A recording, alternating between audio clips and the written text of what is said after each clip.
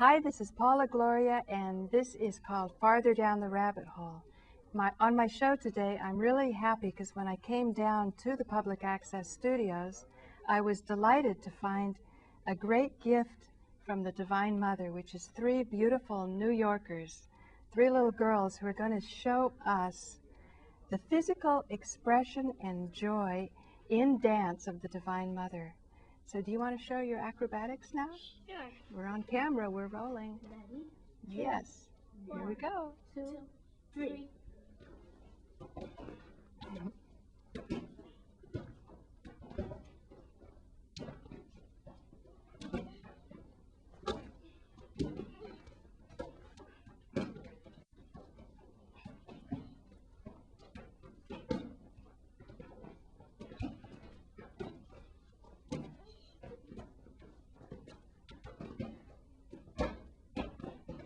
Great. I think it's time to take a break, huh? So let's go oldest first. Say who your name is. My name is Sophia Ruffin, and I'm 10 years old in the 5th grade. In the 5th grade. And how'd you learn how to do this? Well, I started when I was 5. Uh-huh. My brother RJ, well, it stands for Robert Jr., he taught me how to do a handstand. Mm-hmm. So, And then you worked your way up from there? yeah. And then you? You're Well, the youngest, huh? My How old name are you? is Kayla. I'm 7 years old in the 3rd grade. And you? My name is Shakira Ruffin. I'm 8 in the 3rd grade, turning 9 in March 1st. And first I started when I was 6. And When I you've was really, actually 7. you've really gotten good. Now I want to talk about the Divine Mother, which is the power that's behind the joyful expression that you were using when you were using the energy of nature and particularly of being a woman, what it's like to be feminine, what's the full expression of the feminine. So thank you for joining me. This is Paula Gloria, and we're going to be going farther down the rabbit hole today. Today I want to talk about a topic that's so difficult for people to understand, and that is the importance of the physicality of the divine, and how in particular the feminine nervous system can access the power and the divinity that we need in order to bring into our life greater joy. So today I'm really happy that I have with me people helping me, because public access is all about working together. And in the control room we have Victor Tarplin, Victor M. Tarplin. Can you say hello, Victor? Hello, everyone. Hi. Hi, Victor. And behind the camera is Joe Friendly, so he's not mic'd, he can't say anything. But the point is that we all work together in order to create a beautiful creation, and that's what nature's all about. It's working together. Like the flowers here, this interesting artistic set that Joe Friendly did, it allows us to look at things in a different way. And when we look at things in a different way, like at a different camera angle, then we can get out of our conditioning. And when we get out of our conditioning, we're more able to see things more deeply. When we're in our conditioning and we see things just in a certain way, then we accept just a certain outcome. So if there's war in Iraq, we begin to think, oh, it has to be that way all the time, and we're helpless, and we try to vote and change things, and we want to be peaceful, but we can't, and there's higher powers. But the truth of the matter is, there's no greater power than what's in ourselves right now, right here. And so what these little girls, these excellent New York little girls, how they learned their skill, their dad told me, or their uncle told me, they didn't even take lessons. It was just something that came from within. So in that same way, all of us can learn how we can bring greater ability from within. So now, are we ready with the roll-in, Victor? Okay, we're going to have a roll-in of who is God, and what is the importance of understanding divinity, and then what is the importance of masters that can help us understand this great power. And Victor has gathered some images from the internet of the ashram and a master that I studied with when I was in India. And I will talk a little bit more about it after we have the visual roll in and then the audio. But I can't hear the audio yet. If I can't, I'll just talk you through this. Oh, Mama, As a human being, if Mama, I think this is myself, the Divine Mother, and this is something that is associated what is with the Hinduism. greatness about God? Why we have to use Him instead of why can't use yourself? Why you always to surrender? What is His greatness?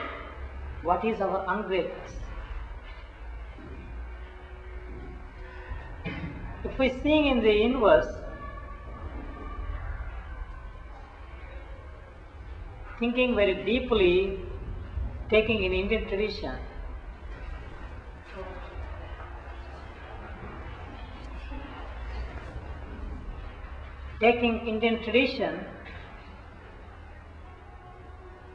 Krishna, he faced many problems. Venkateshwara, he faced many problems. Brahma, he faced many problems. Jesus, no need to say. Ramakrishna Paramahamsa, no need to say. Kabir Das, Tulsi Das, all holy beings, supernatural souls, when they came as a human body, they faced incredible problems. Now we are praying them. Why we need to pray? You are also facing problems. Shirdi Baba, he came as a physical body, as a simple man, facing a lot of problems. After he left, we are surrendering, we are getting blessing from him. How it possible? Why? In the Vedic tradition, who wrote the Vedas? Vyasa, Bhrigu Maharshi, Vyasa Maharshi, Bhrigu Maharshi. They faced huge problems, incredible problems, but they found supernatural formulas. They gave incredible scientific, like a spiritual formulas, spiritual scientific formulas. What is the inner mechanism? Why we need to surrender to the God? God means, oh Jesus, oh Mother Mary, oh Divine Light. We're saying, oh Divine Light. But Divine Light is like a light, say energy. That energy who serve, they went very strange, very crazy. But we are servicing, we are completely feeling them as the gods.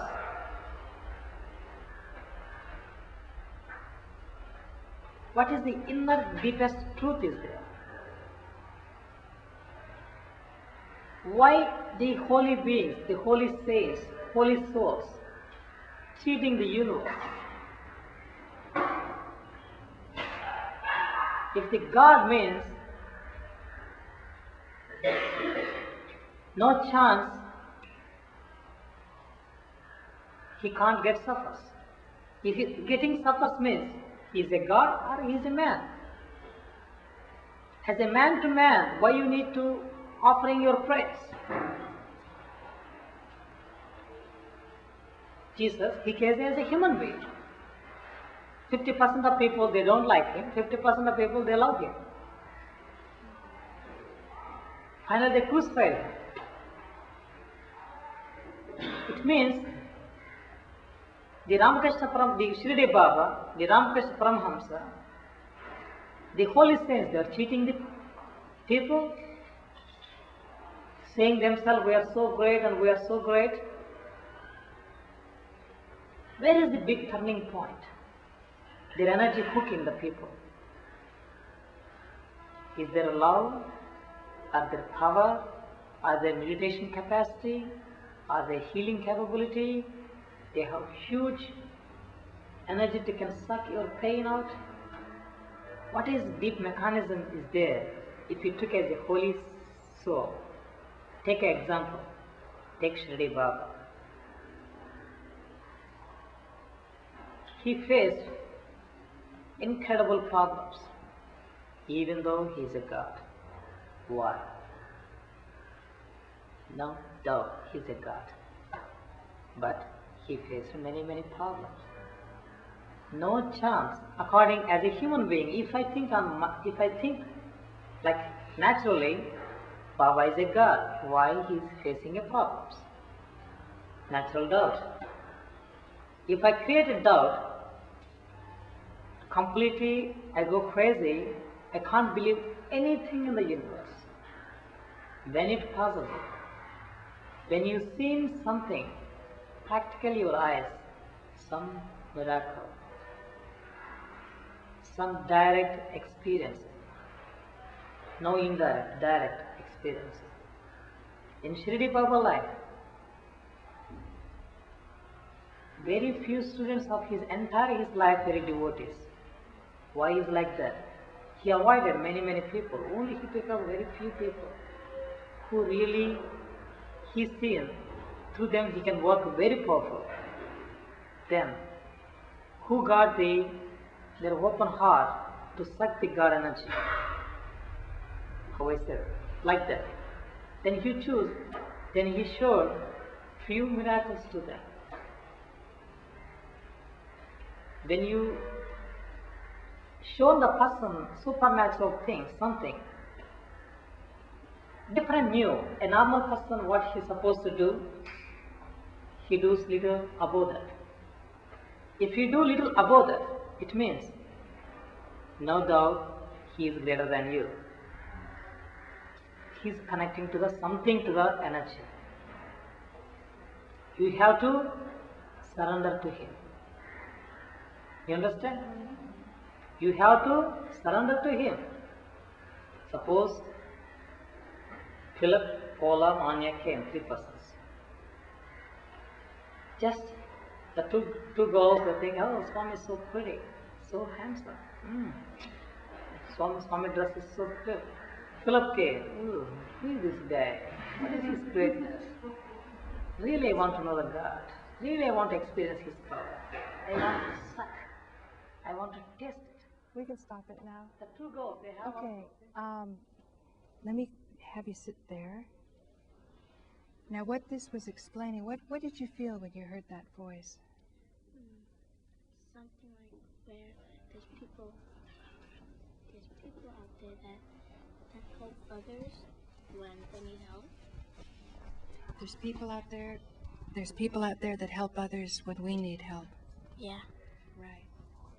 Well, the whole point about the Divine Mother is this is an energy that lies at the basis of everything that we do and everything that exists. These hula hoops, these flowers, the rug, the carpet that we're sitting on, they're all expressions of nature. And there's some great masters that know how to handle these energies. And so, in a way, we explain it like when people are in love. You know, your mom and your dad, they fell in love and they had you. And in that same way, these great masters understand the power of nature, and they're able to create blessings and wonderful. They can become, and what? Joyful things. Joyful things, yeah. They can help us to handle the power of nature, because nature has a big power, like the volcanoes. Yeah, If we're not on the... Some people are upset. The volcanoes come sometimes. Well, that... Sometimes when nature comes, it's kind of like expressions of your body. It's expressions of your body, nature. Like what we want to learn is that we don't have the volcano falling on us, but we want that power to make our society nice and to build houses and to make people warm and to feed people. Like a scientific fact, if the meteor didn't come and hit Earth and killed all the dinosaurs, humankind wouldn't exist on the Earth. Right. So there's great masters in all the traditions, like the masters make nature so that there can be things that happen and good, sometimes bad things, sometimes good things. Well, when the bad things happen, then we want to ask for the power. We want to make it, yeah. And but then, to make it but then, better. but then the masters have to decide: are we worthy? Are we going to use their blessings and their energy? And like, if they sit down and talk to you and explain to you something, are they going to waste their time, or are you going to do something with it? So they want to make sure when a student comes, like if you were going to go see a gymnast teacher, the greatest gymnast teacher in the world, you want to convince him that you're worthy of his instruction. And so you dress up nicely and you present yourself nicely and you show him the acts that you can do. And then he says, gee, are you going to be really dedicated? Are you going to really apply yourself? And if so, I'll teach you. And that's the same way it is with spiritual knowledge. We want to make sure that we present ourselves in such a way that we're seen to be worthy. And we want to make sure that we have a master who really knows what he's talking about. So anyway, thank you for joining me. You've been on Farther Down the Rabbit Hole. Thanks. Thanks. You can sit to the side and we'll finish the show. So Victor, did you have any questions from what we were playing on that roll-in, and how much time do we have left? Oops. Sometimes that happens. We have 10 minutes left. Okay, we have 10 minutes. Now, that part about that I had on the roll-in was a preliminary part to say that we've got great masters all over the world, but how can we absorb their great gifts in the most effective possible way? That was what he was laying the ground for. He said that all of these masters faced really great problems. And after they faced those problems and overcome them, like even these little girls knew about when a volcano comes along, that's an expression of some lack of balance that we have with nature.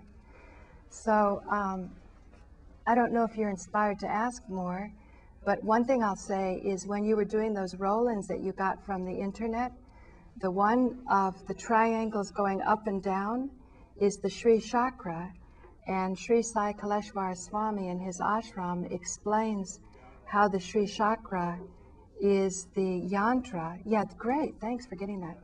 That explains the manifesting energy of creation, that you have it pictorially. And that's why it's so valuable if you have access to a great master, because they know the mechanics of the yantras, they know the mechanics of the mantras. And what we want to do is have the capability of being able to access that knowledge.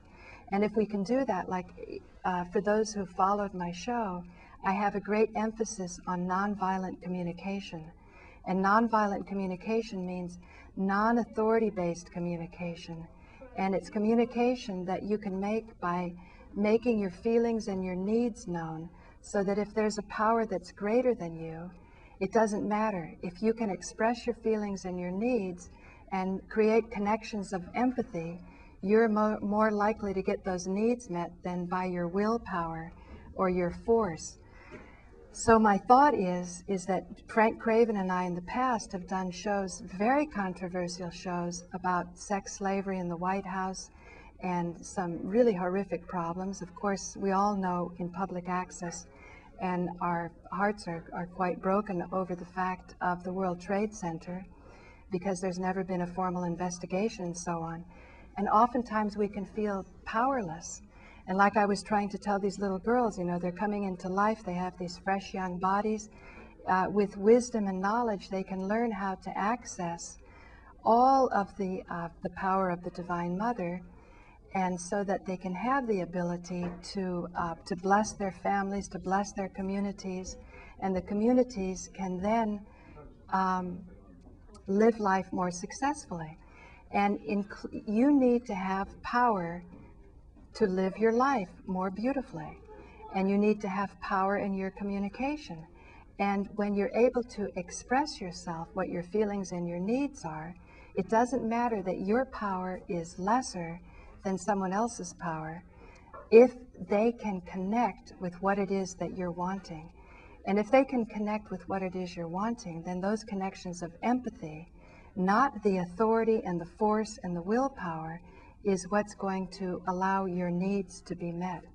So that means if you were in a position of power, you could go to parties and you could have access to all these beautiful sex slaves.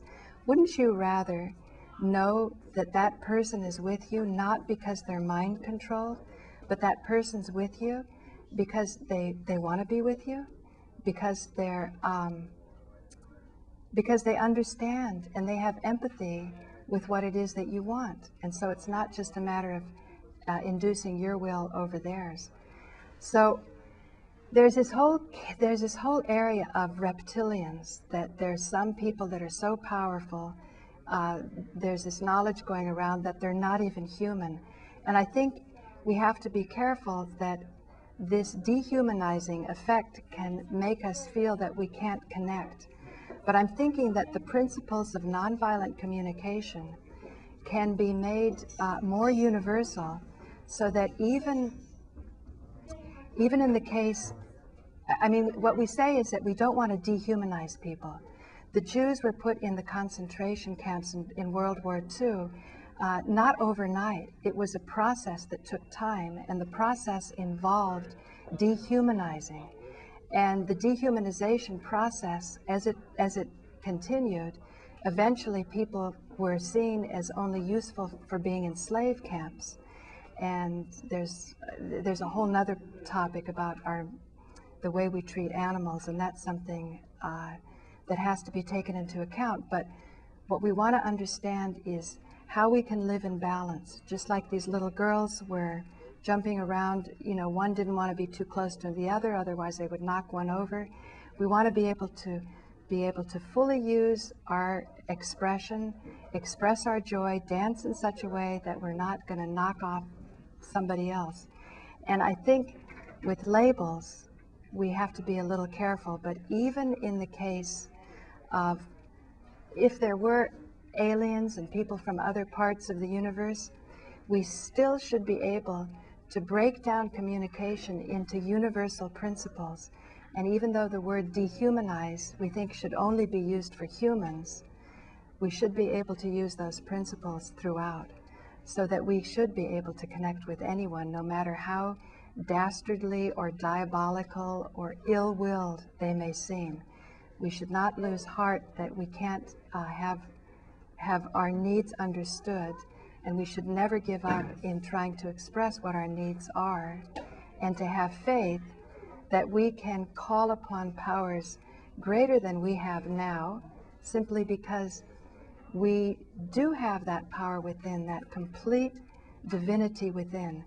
And as this tape progresses with Sri Sai Kaleshwar Swami, he was showing how all of these great masters that we surrender to and we acknowledge their greatness, we can, if we want to face the same problems that they did, we can apply ourselves with diligence, and as a result, we can have the great accomplishments that they've had, so that we don't have to bow down if we want to really capture the knowledge.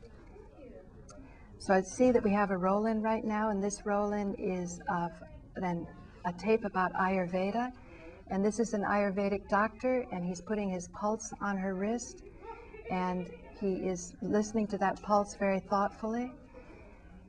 And what it is this patient has cancer, and in this tradition there's an understanding of what cancer is far, far different from our understanding. And I think later on, he's checking for different symptoms there with the eyes, with the tongue. And he's a Siddha Ayurvedic practitioner, probably from the south of India, and my guess is from Kerala. And he's undoubtedly a master. He's studied it probably from his father, who studied it from his father before.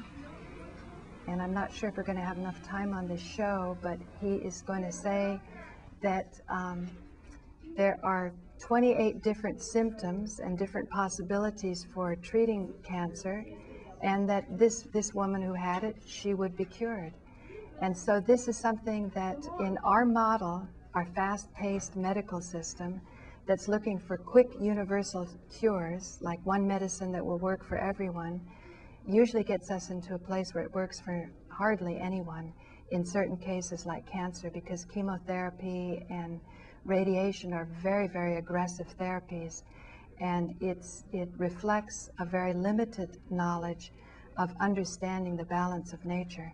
And that's something I was trying to show here with the little girls today, to say that we have to take into account everything, and everything is a gift. If we feel that we're kind of depressed or worn out or discouraged, hey, you know, tune into the younger generation and try to access the best of all of our different traditions and pass on the best of all of those traditions, so that the younger generation can grow into finding solutions deeper than what we've been able to find so far, and to acknowledge that we have progressed farther than our parents and grandparents and so on.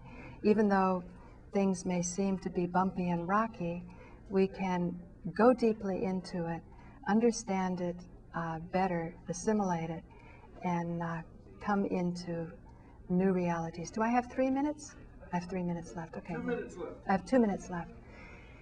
So, again, the problem of becoming discouraged is something that we have to be really attentive to, and I'm always telling people, tune into whatever way works for you. If it's going into the synagogue for a Saturday service for 3 hours, do it, because it's going to give you benefit if it balances you out, if it lifts your awareness to higher possibilities. If it's going into a church, if maybe you can't handle a whole service, just go in, light a candle, tune into some relative or some friend that's no longer with you, and feel that energy. Know that those blessings of Jesus with the resurrection, him being able to go beyond death, can work for you. If it's looking at the sunrise, do that too. So there's many possibilities in many different ways, many strategies of tuning into nature and of balancing, and use it. Thank you. I'm Paula Gloria, and this has been Farther Down the Rabbit Hole. Who got their open heart to suck the God energy? How is that? Like that. Then you choose, then he showed few miracles to them. When you show the person supernatural thing, something